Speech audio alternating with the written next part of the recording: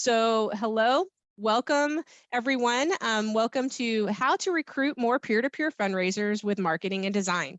And we're happy to have you joining us and appreciate you taking time from your busy schedules. My name is Kimberly. I'm part of the Qgiv team. And if you haven't had the opportunity to work with us before, we're an online fundraising platform dedicated to helping nonprofits raise more money. And part of how we do that is through webinars like this one today. A little housekeeping. Today's webinar will be about 45 minutes with a Q&A session to follow. So it'll keep our total time together to just about an hour. We will be recording the presentation and sending each of you a follow-up email with a recording and a copy of the presentation, as well as some links to some other wonderful resources. So please be on the lookout for that tomorrow afternoon. We are live tweeting today. So webinar highlights are going to be at #Qgiv webinar. So if you are a Twitter user, please join us, join the discussion. Our username is Qgiv. If you do have questions at any point during the presentation, please go ahead and put them into the questions box. Our presenters are ready to answer and discuss questions that come up during our Q&A session that follows at the end. And just one reminder, we do have a survey prompt at the end. So after the webinar, if you see that, your feedback is crucial to us. It helps us determine future content for webinars and other resources that we develop. So hopefully you can take a 4-minute survey, 4-question survey. So before diving into today's presentation, let's take a peek at Qgiv's background, mission, and offerings. Qgiv has been helping nonprofit organizations implement and grow their online fundraising programs since 2007. And as the importance of online giving has grown, our mission has remained the same: to help others fulfill their passion to make a difference. And we do that through a comprehensive suite of fundraising tools featuring donation forms, event registration, peer-to-peer fundraising, text giving with outbound messaging, and auction events. Sorry about that. So we do value our relationships and are proud to connect our nonprofit friends like you to our partner network in hopes that this helps increase your nonprofit's effectiveness and success. And today we are excited to introduce you to one of our partners, Cathexis Partners, a nonprofit service provider, helping nonprofits set up and use technology to raise funds and engage with supporters more effectively. So without further ado, I would like to introduce our subject matter experts and speakers today: Mark Becker, founding partner at Cathexis Partners, and Qgiv's own nonprofit education manager, Abby Jarvis. So as you will hear, Mark and Abby bring an enormous amount of experience in nonprofit peer-to-peer events and are both excited to help with your event. So over to you, Abby and Mark. Awesome. Great. Thank you so much. Yeah, thanks. I'll introduce myself first real quick, or Abby, you want to go first? Go ahead. All right. Founding partner of Cathexis Partners, started the company in 2008. As Kimberly mentioned, we help nonprofits use technology. That can be a site design, that can be helping them find the right platforms, it could be helping with strategy around fundraising. But I have a real passion for peer-to-peer fundraising because I've been involved with peer-to-peer fundraising since before the turn of the century. It's been a long time. So been doing this for a while and looking forward to chatting today, and looking forward to hearing your questions and thoughts along the way. And I'm Abby. I'm the nonprofit education manager over at Qgiv. And really what I like to do is understand what your donors and your fundraising participants and your other supporters are looking to get out of their relationships with the nonprofits they work with, and then kind of bring you that insight so you can reach them more effectively. And that's why I'm really excited to talk with you and to talk with Mark about how you can use marketing and design to make your next peer-to-peer fundraiser really special and really successful. So I'm going to go ahead and kind of get started. Well, I think Mark is actually going to get us started on why this is such an important topic for nonprofits to kind of consider as they're working through their peer-to-peer fundraising. Yeah, I mean, obviously, I don't have to tell the folks on this phone that have experience doing this, right?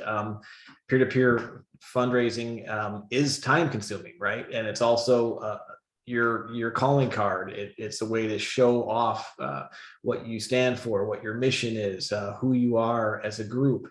So there's a lot of resources involved in pulling these off, even in the virtual world that we've been stuck in for the last couple of years, starting the third year of this madness. It's crazy, but it's still a lot of time. I don't need to tell you this, but you want to make sure you get that return on that investment. So let's kind of dive in and talk about that. Perfect. Let's see. We're going to perfect this. So, Mark, you want to talk to kind of the different kinds of peer-to-peer fundraising that we can kind of apply these concepts to before we get into them? Yeah, there's a bunch of different ways that you can kind of break down different kind of peer-to-peer campaigns, right? But for this topic, this conversation, we broke it down into these kind of buckets. Fundraising focus, right? Your current supporters are your audience. Then there's the awareness-based ones. Primary goal is a large number of participants and bringing in new people to the cause, just kind of advocating, right? Telling people what you're about. And then there's activity-based. Maybe it might be a fun run, a walk, fun physical challenges. Many participants may not be connected to your cause. Maybe they're just trying to get a PR or personal record for a 5K, right? But that's your chance to teach them a little bit. And then there's those high commitment endurance type of campaigns.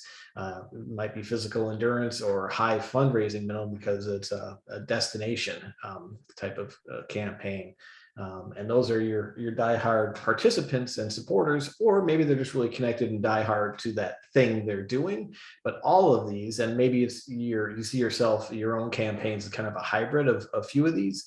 There's a lot of different kind of campaigns, and you want to make sure you know what you're talking to, who you're talking to, and know the personas of your audience involved. Because why is this important? Again, the more participants you can recruit and engage, the better the return on investment. So getting them to register is step one, right? Now you've got them registered. Now you need to help them fundraise. Explain to them why it's important, where the money's going, how their money's going to be an impact, how they can go out and spread the word, and make it really simple for them to do that. As simple as asking for money can be, right? And that can be really set up and simplified by helping people with a good toolkit. Definitely true. And a lot of that, as you were kind of alluding to, you really want to get them involved in fundraising and push why that's important. And a lot of that really starts before they actually register for your event. A lot of that emphasis on fundraising and supporting your nonprofit by participating really starts when you're actually marketing your event. So before you start marketing your event, try to think through who your ideal participants are and where they spend their time. So doing this will help you target exactly the right people without spending a lot of time and resources casting kind of a broad net that doesn't get you as many engaged supporters. So some questions you may want to ask yourself as you are planning your marketing for your event is, what kind of event do your participants enjoy? Where are your participants hanging out? Are they in your service area? Reaching out to people in your service area is wonderful if you're doing an in-person 5K, or if they're outside of your service area, you may want to give them an opportunity to participate with you virtually. You may want to think about how old they are. If you are a nonprofit that is, really where you really resonate with people who are in their early 20s or even into their 30s, your marketing is going to look very different than if your primary supporters are in their 50s or 60s. And then one thing to think about is why would your ideal participant want to participate in your peer-to-peer event? When you can speak to the motivations of the people already support you, your case for support, your marketing campaign is going to be much more compelling. So you'll see a more varied group of people coming in, and the people who you do get to register for your event are going to be more committed to helping you kind of upfront because you've already spoken to their motivations. And then ask yourself, what channels do you think they're going to be using as they look for information about your event? And if you are not a marketer, I know I am a marketer, so I tend to use some jargony terms. If you're not familiar with the term channel, a channel is really any place online or offline that you would be connecting with people that you want to have register for your event. So social media is a channel, email is a channel, direct mail is a channel, and based on who your ideal participant is, you may identify different channels you want to use to promote your event. So if you are reaching that age group that's in their 50s and 60s, you'll want to be more active on like Facebook or email or even direct mail, as opposed to if you were reaching out to teenagers or people in their early 20s, you may want to jump more on Instagram and some of those other social media channels that have a younger user base. The other thing you'll kind of want to think about doing, this is kind of what this looks like in practice. So build a picture in your mind of the people who are going to support you. So here's an example. If you are putting on one of those events that Mark talked about, the really like high endurance, diehard people who are super stoked about running marathons or whatever your event is, your marketing is going to speak to a different person than you would speak to if you were looking at a younger person who's more interested in, you know, having a good time and supporting a good cause. So before you start planning the marketing campaign that will support your event, get an idea in your head of the kinds of people you're going to be reaching out to.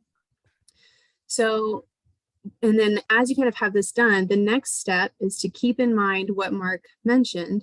You're going to be reaching these people, you want them to fundraise for you. So it's really important to include information about the fundraising process and the importance of fundraising in your marketing materials.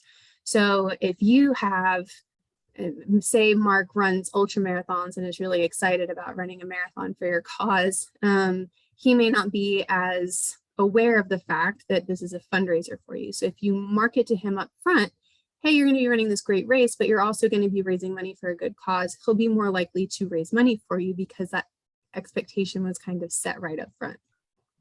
So tell your participants how they're going to make an impact in your community. People are going to be more excited about raising money for you if they know that they're going to do something or accomplish something special. Tell them how the money is going to be used. Ask them or let them know kind of how you are going to support them as they raise money for you. I think this is important, especially if you are reaching people who are not necessarily familiar with your nonprofit or have never raised money before. Knowing that they're going to be supported by you and your staff is going to take a lot of fear out of the fundraising part of it. And then let them know what benefits they're going to get if they raise money for you. This screenshot here is a great example of what that looks like. Miami Youth for Christ put together this really cool event. It was a fundraising event where the top 10, was it top 10? No, the first 140 participants to raise $1,000 got to participate in this really cool like urban rappelling experience. So they were very good about the fact that they, one, in their marketing materials told people that they needed to be raising money and then told them about the incentive behind it. They also did a great job of sharing how that money was going to be used. And all of that information was available to participants up front, so they knew exactly what they were getting into when they signed up. Like so, good stuff. Yeah. Yeah. So when you're, marketing to your participants, make sure you know who you're talking to. Remember that, your participants are inspired to raise money by the same factors that inspire donors to give money, right? But even then, it might be left brain versus right brain, right? Some are going to be inspired by the stories and that bring your mission to life and really hit home and share where the money is going and how it's being impactful. Others are really driven by stats that really rings home with them. That's me, hearing those numbers. Oh, we did this, we helped this many people, every $17 does this, to demonstrate. So, keep that in mind, that the same things, the same messages that you send to your donors and speak to people about will work with your participants as well. And moving on to the next slide, it's especially important if you're running an event that isn't entirely centered on fundraising, right? And in this case, I got a screenshot here of a 5K, right? Again, maybe there's that example where someone's just signed up because they're trying to get a PR or personal record, or maybe they're trying to qualify for something else. Maybe they just want to, have a turkey trot fun run on Thanksgiving and have an excuse to eat whatever they want to. I mean, I'm guilty of that, obviously.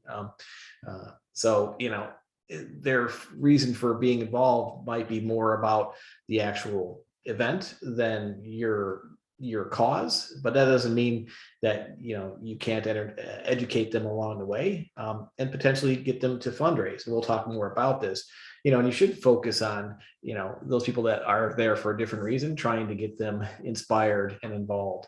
That's the main reason for peer-to-peer fundraising, right? You have your donors, hopefully, your donor base. Now you want to take those people that are already inspired by your mission and reach out to their friends and family and inspire them as well. Absolutely. So what does this look like in real life? It's great to talk about the concept, but it's more helpful, at least for me, to see what this actually looks like from other nonprofits. So if you're running, like kind of Mark alluded to, if you're running a charity 5K, you're probably going to get a decent amount of people who are more interested in the race than they are interested in fundraising. But there are some steps you can take to kind of mitigate that. So emphasizing the fundraising aspect of your event in your marketing is really helpful.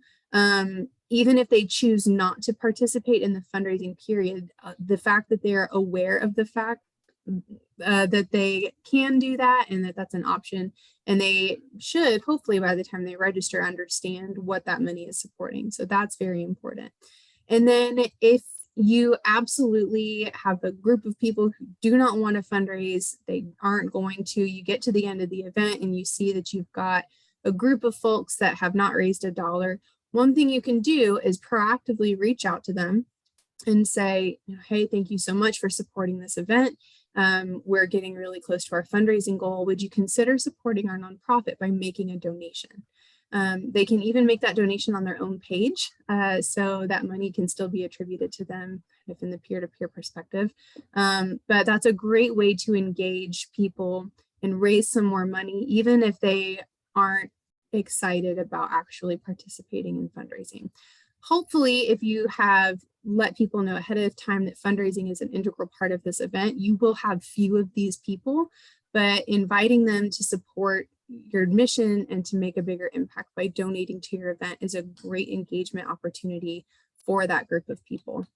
And I wanted to point out here in this screenshot over here, they kind of emphasize, please raise funds from your organization after the end of Pride Month. Just those little sentences in your different marketing materials and in your outreach can make a huge impact on the people who sign up to fundraise for you. So Mark alluded to this earlier, and I wanted to expand upon it. Your donors and your participants are usually motivated by the same things. So you can get your participants excited about raising money for you in the same way you get donors excited about donating to you. So here are some things your participants want to know before they start fundraising for you. They want to know that the time and the work they put into raising money is going to make an impact in their community. Remember, a lot of the people who are signing up for your event are busy. They have jobs and they have families and they have social lives. And any time that they put into raising money for you is very valuable. So show them the value of that time and effort by showing them their impact. They also want to know that you appreciate them. So it's great to know that someone in your community is going to have a little bit of an easier day because they've raised money, but it's also important for people to understand that you as a nonprofit value the time and effort they're putting into supporting you. So anything you can do to communicate to your participants that you value them and that you're excited about their work and that you're there to support them is going to result in more engaged fundraisers. Another thing you can kind of do is share explicitly how the money is going to be used. This is especially impactful if you are raising money for a specific cause or a specific project. So this example here, the money is going to be used to support medical personnel who are working in nursing homes. It's very specific. by the end of the registration process, people know exactly what their money is going to achieve and where that money is going to be spent. And that is really valuable. And then if you need questions or have questions, what should you be actually communicating to your supporters? And Mark is going to give us some insight into that. And again, this conversation today is really all about physical events, and hopefully we'll all be getting back into them again soon, right? It is going to happen, but the same thing in a virtual environment, it's still, or a virtual campaign, it still it does pertain to all those types of events or campaigns as well. So, what is the emphasis? What are they going to do? Are they going to, is it going to be fun? What's the tone of the event? Are they going to have any fun, or is it just going to be out there and, show them that they're going to have fun at this event, right? Make it interesting for them.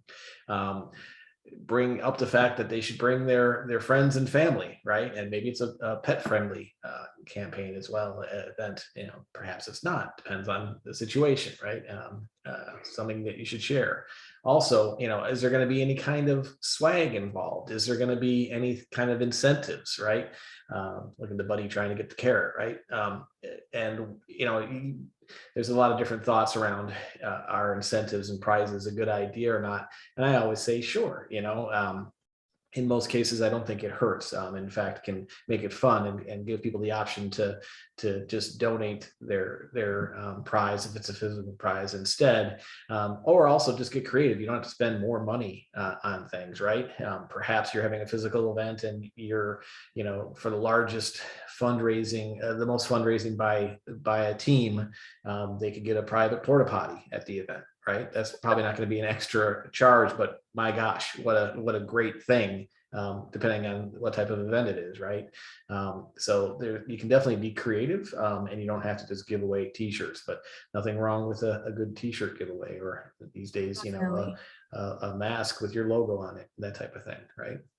Yeah, and those experiences can be really whatever strikes you. Like Kathy pointed out that this applies, yes, to 5Ks. That's the example that we've been using kind of throughout. But Kathy, it sounds like they put on a golf tournament. Maybe you have a golf tournament coming up at a really cool golf course that maybe people wouldn't be able to access otherwise. Or maybe you're having a dance-a-thon, like one of our earlier examples, and you get to hang out at a really cool club or venue.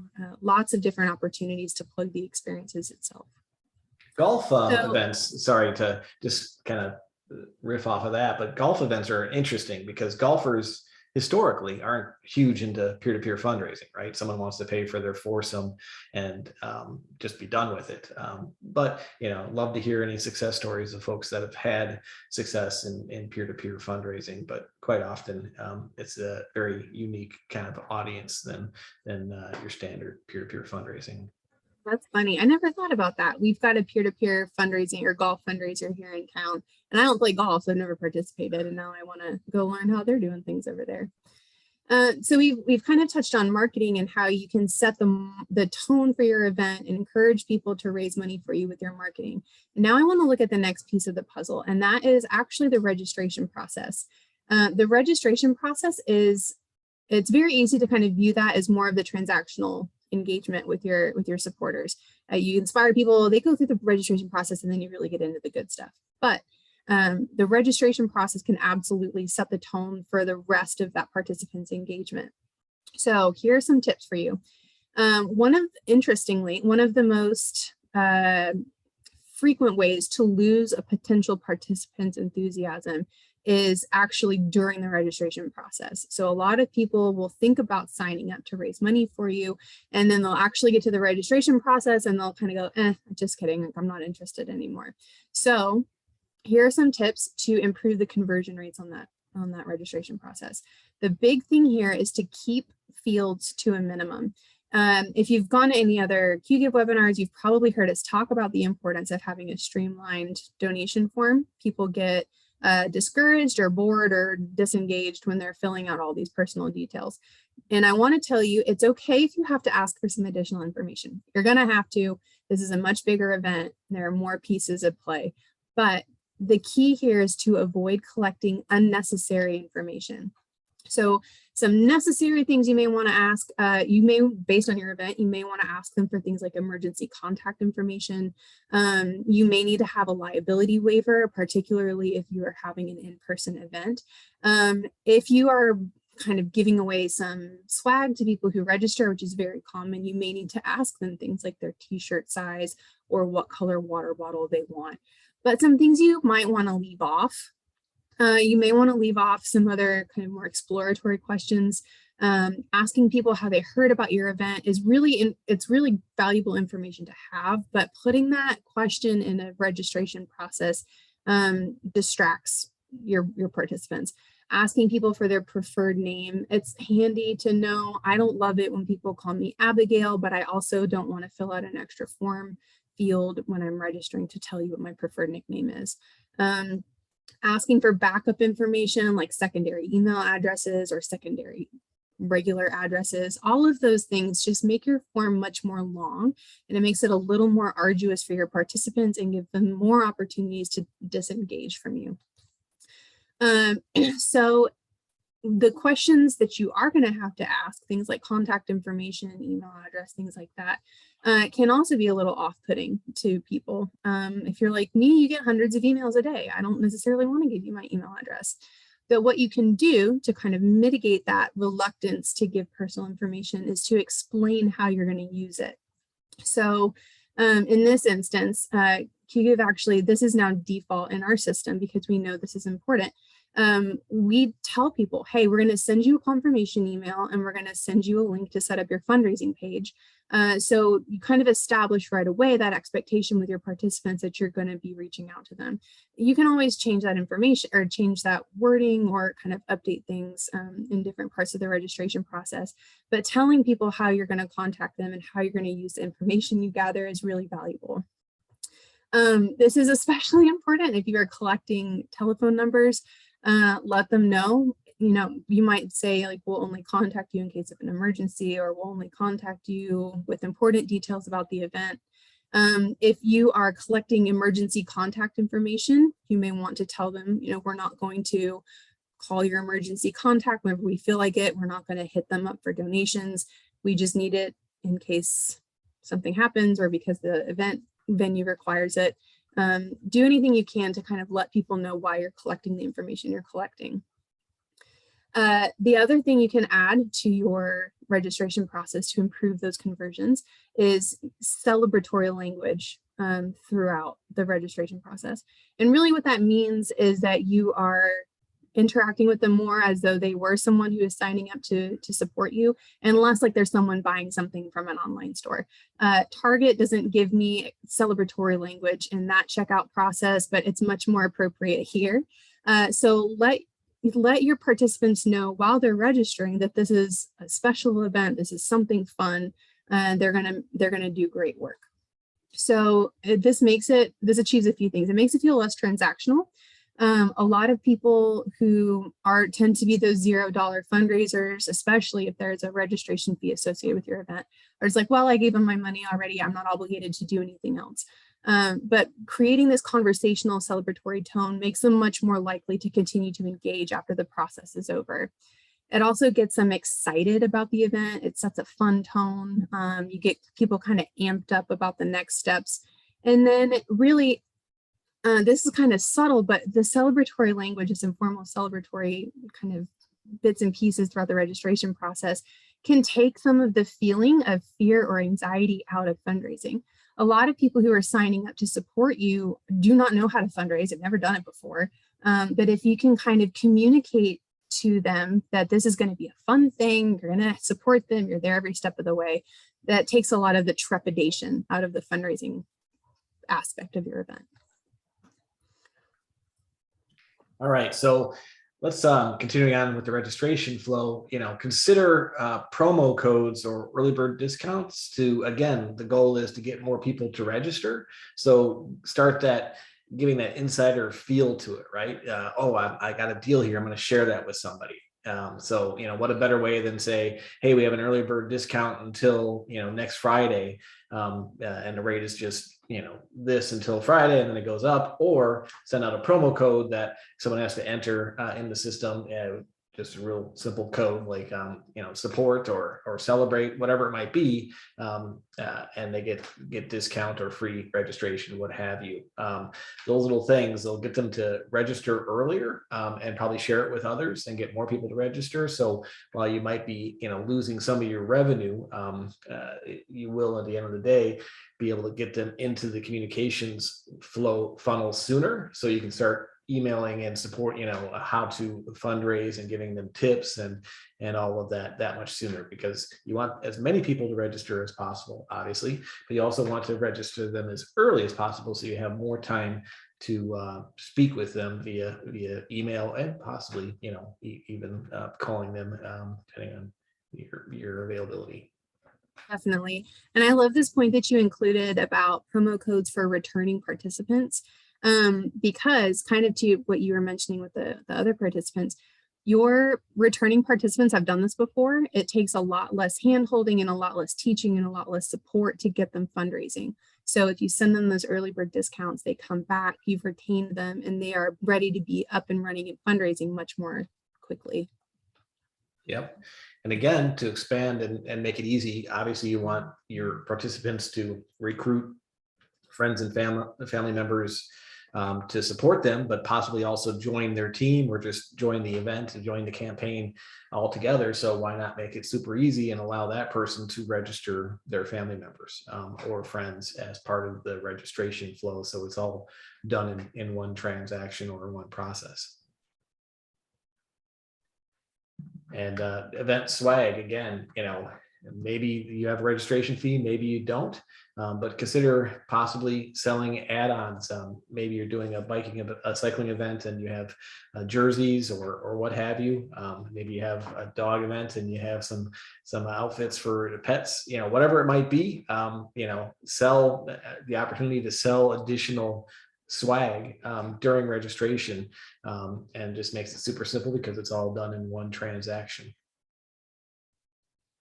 Great. So we've gotten them through the registration process. We've gotten them excited about fundraising. They've signed up their friends. Maybe they've thrown in a t-shirt or something for their dog. I did see a recent event from a nonprofit was a dog walking event. People did embarrassing things to get those dog t-shirts. It's a great swag idea if it fits your event. So the next step is to kind of smoothly transition someone out of the registration process and into the fundraising process.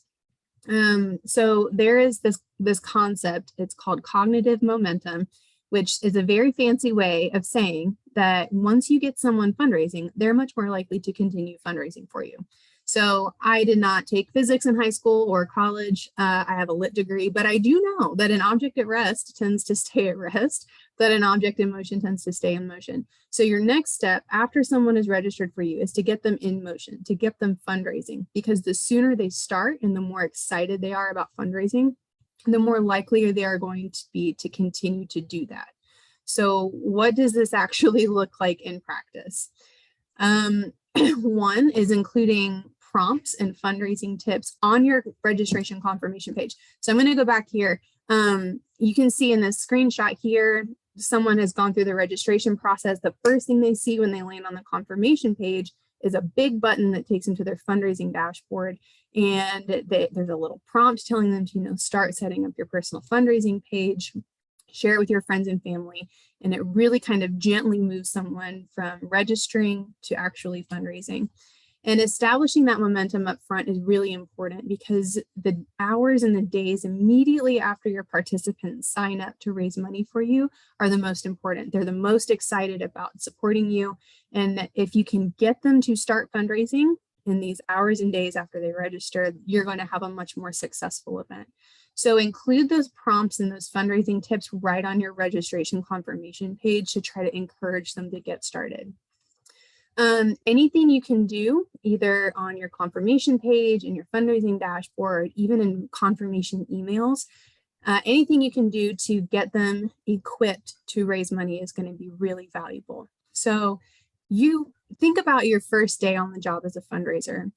You were kind of nervous. You weren't really sure how to write a fundraising email or how to use the fundraising tools at your disposal. Your participants are in the same boat. So try giving them something like tip sheets or fundraising toolkits or welcome quests if you're using the Qgiv system. Giving them those tools and showing them how to use them will make them much more confident, and confident fundraisers are much more successful than those who are too afraid to start. So try giving them some resources, whether it's in your confirmation email or somewhere else. I kind of want to expand on the confirmation email concept. Your participants know that they're going to get a confirmation email.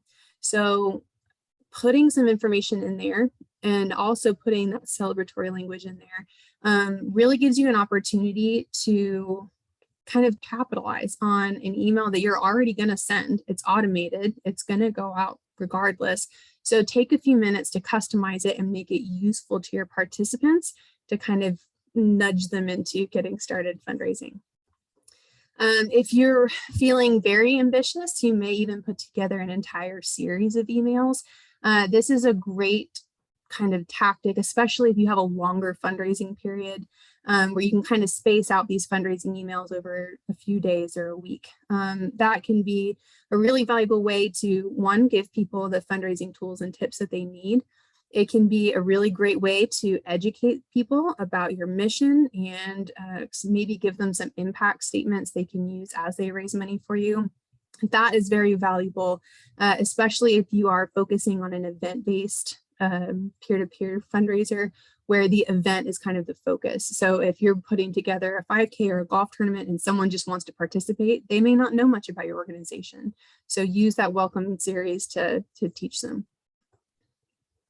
Yeah, so I'm just going to kind of reiterate a lot of what was Abby just said, because it is so important, right? How do we do all this? Definitely make sure you take advantage of and have a very close look at your confirmation page, right? So when you complete your registration, there's both a confirmation page and an email, right? That comes, and make sure you have a really close look, especially if it's been kind of rinse and repeat. It's a legacy event. You've been doing it year over year. With everything else going on, it's kind of, you'll look at it quickly and go, great. But remember, those participants might be seeing it for the first time ever, or seeing it, for the first time this year because they just registered. And that's a great chance to really hit home those same tips, the fundraising toolkits, what to do next. As Abby was saying, just reiterate how important that is, both on the thank you page and then going to the next slide, also the thank you email. I cheated on the slide a bit, and I think I used the same screenshot for both, but you get the idea, right? And there's nothing wrong with making them pretty much the same. Obviously, the thank you email should include a receipt if you paid a registration fee. But it's all about, again, like Abby was saying, just transitioning. Great, you're registered. Thank you so much for that. Here's how you can help. You don't need to bash them over the head with it. You just need to make it easy for them. And that's why it's so important to really put these tips and toolkits and resources at their fingertips to make them, amateur fundraisers on your behalf. And definitely, consider that email series, welcome series type thing. That's why I'm always pushing for opening registration earlier. I mean, if it's a 5K or a fun walk, 3 months might be more than enough time. You might think that's even crazy too soon, but I'd say, sooner is better. If it's an endurance event, it's probably a year in advance, right? When 1 year is wrapping up, you're already opening up registration for the next year.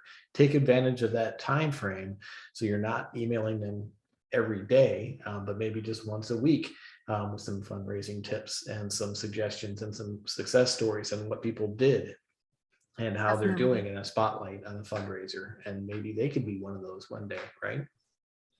The other cool thing about these email series, especially when you are doing those long-term fundraising periods, is an email series you can automate. So it goes out, you build it once and then it goes out, the email spaced out. So it's a little less work for you, but it also has the advantage of keeping your event at the top of your participants' minds. So whether it's a 3-month fundraiser or a year-long fundraiser or a rolling fundraiser, sending out those emails will kind of remind participants that they've signed up to participate with you. I've participated in peer-to-peer events that had, a 2-month period, fairly short, and I forgot all the time that I needed to log in and send some email. So very, very great tips from Mark about sending those emails. So we just talked to you for 41 minutes about a lot of different tips and strategies. I wanted to do a quick recap. So before you even get your participants registered for your event, use your marketing to, one, target people you think will actually participate with you, and then to kind of inspire them not only to participate in your event, but to participate in the fundraising aspect of your event. As you build out the registration process that all of your participants will go through, take some time to create a process that not only processes people's information, but gets them excited about fundraising and gets them motivated and ready to support you by reaching out to their friends and family and asking for donations. Anything you can do to make it easy for your participants to start fundraising after they have gone through the registration process will benefit you. You take advantage of that momentum that people have already established as they register for your event, and they are more likely to start fundraising in the hours and days immediately after they've registered than they will be at any other time. So capitalize on that enthusiasm and get them started. And then finally, as you are marketing, as you're building the registration process, as you're helping people raise money, even during the event itself and in the event wrap up, take every opportunity you can to communicate the impact your participants make when they raise money for you. Your participants want to feel good about the work that they're putting in. They want to know that they're making a difference.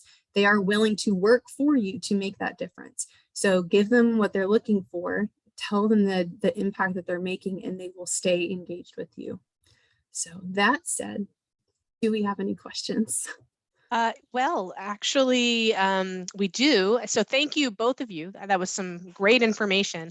I want to thank everyone that's been putting some feedback in the chat. So for those of you that maybe are starting to think about questions, go ahead and put them into the Q&A.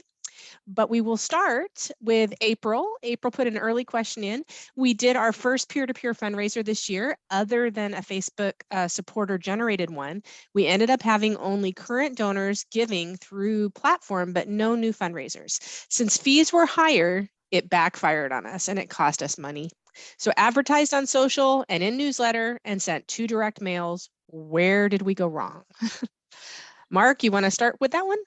Yeah, I mean, not necessarily. You might not have done anything wrong. Let me start there, right? Sometimes you build it, they don't come. It's not Field of Dreams, right? So there's that. But I would say, and maybe it's not a bad thing. You got your same fundraisers, but did they give more or a second time, right? Did they give in addition to their normal giving? I would say do some digging into that and see if they gave additional donation or more that during that year or that season.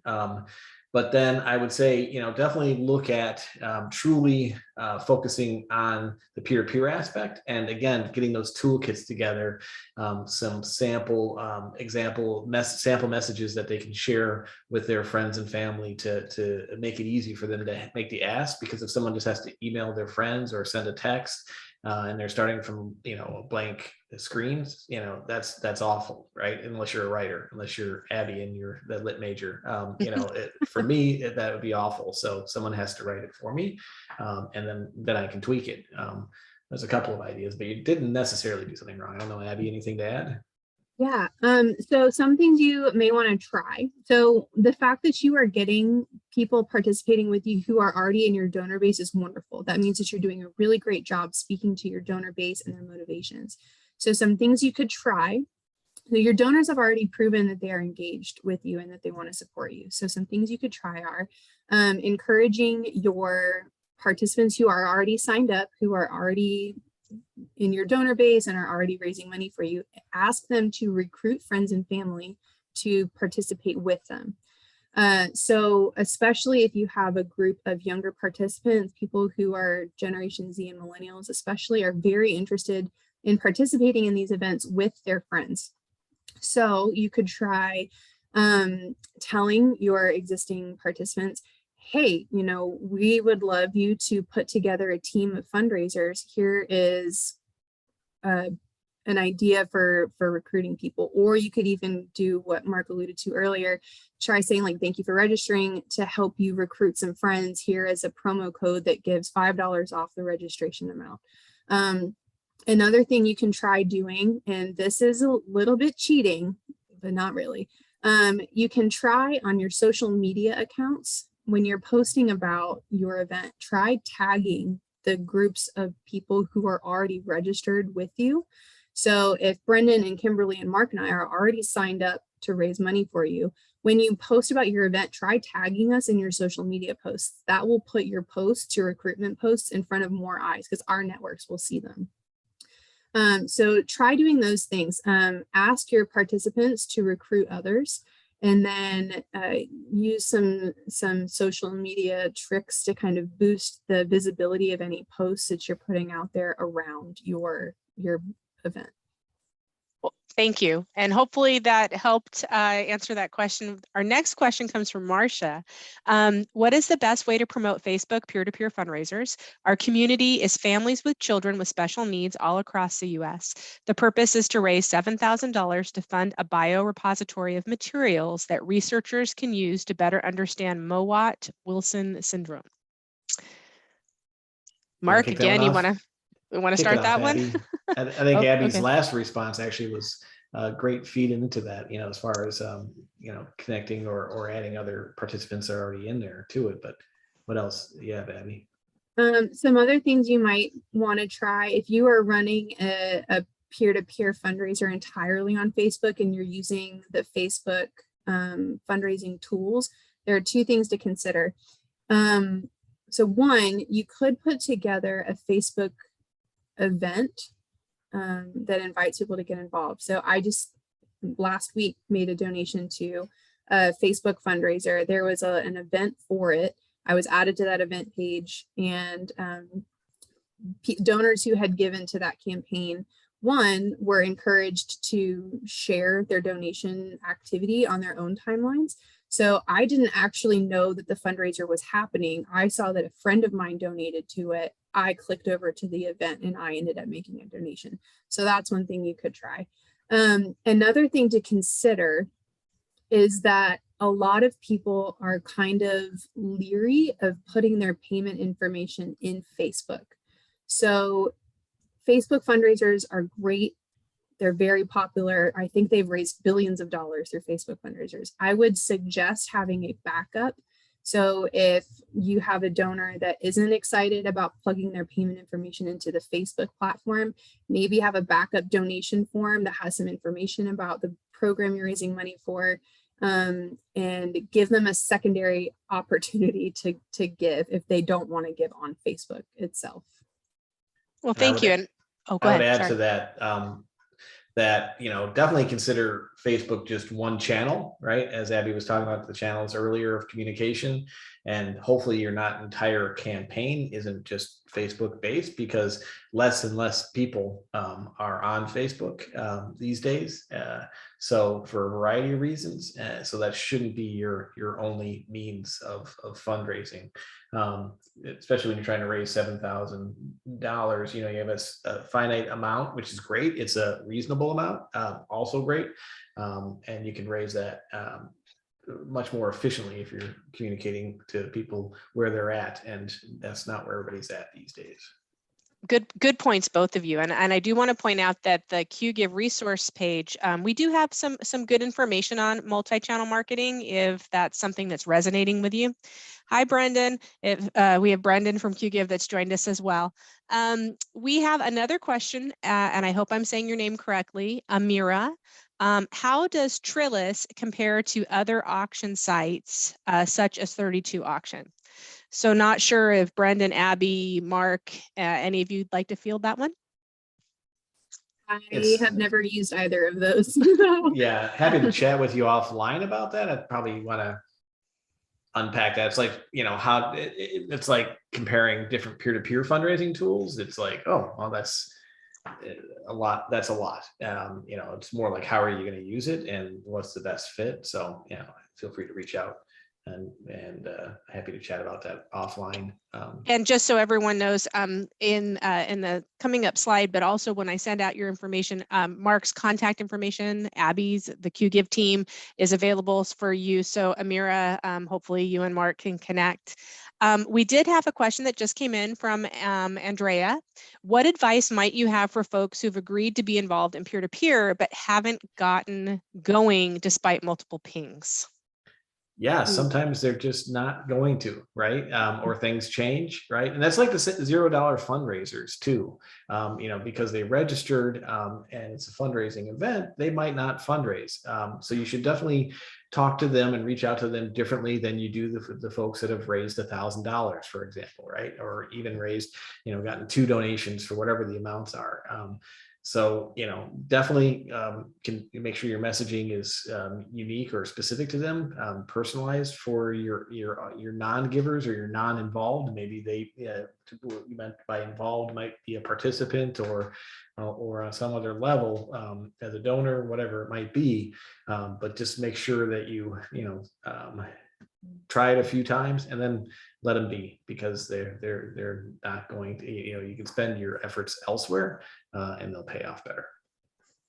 Anything to add, Abby?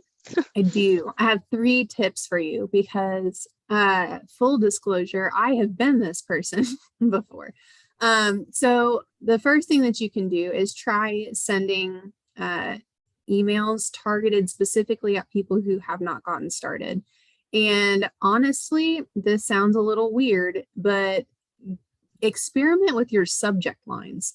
The reason I say that is because if you are like me, I get 200 to 300 emails every day. So if you are pinging me to remind me to fundraise for you, there is a very real chance that I'm not seeing those emails. Either I'm just glancing through my inbox and I just delete anything that doesn't seem like it's directed to me personally, or I just keep putting it off, yeah, I'll do that tomorrow. So try doing things or using subject lines like, the word "you" is really great in subject lines. How can I help you with your fundraising? Or do you have fundraising questions for me, or something like that? So that's one thing you could try. If you are using something like Qgiv, where you can set up those emails ahead of time and kind of automate them, that's a really great opportunity to reach out to folks that haven't logged in lately or raised any money. Or if that's not working, try reaching out to them personally. Send them a text message, send them a personal email from your email address. Another thing you can do, this worked for me.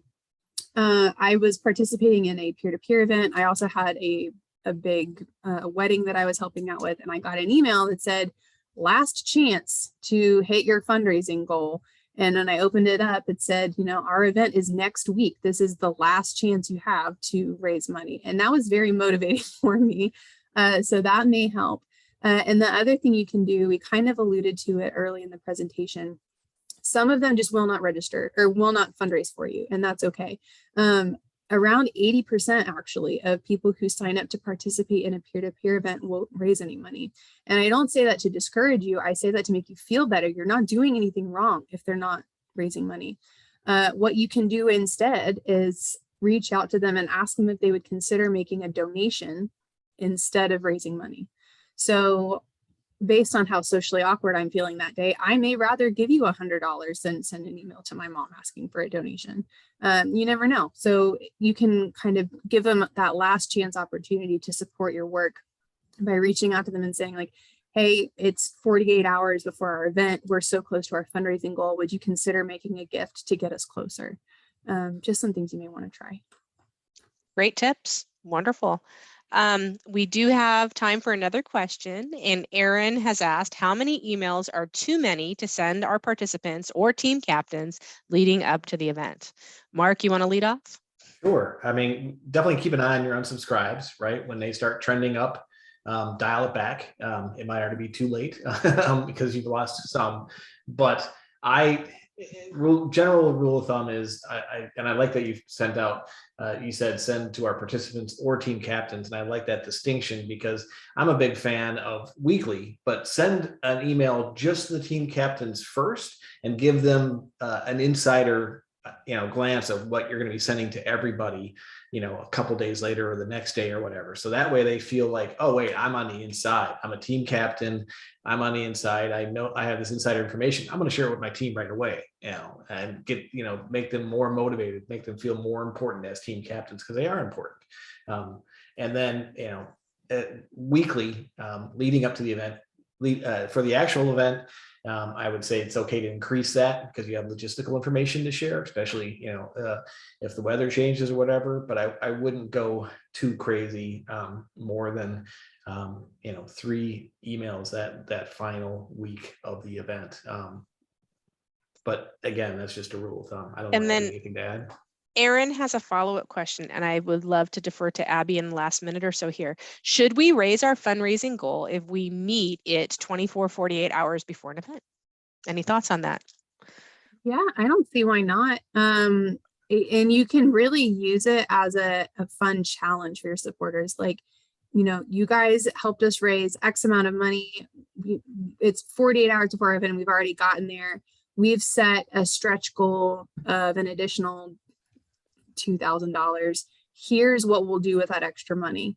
The way you can really use it as a way to kind of celebrate your donors, celebrate your participants, and get people excited about supporting your cause if they haven't already gotten involved.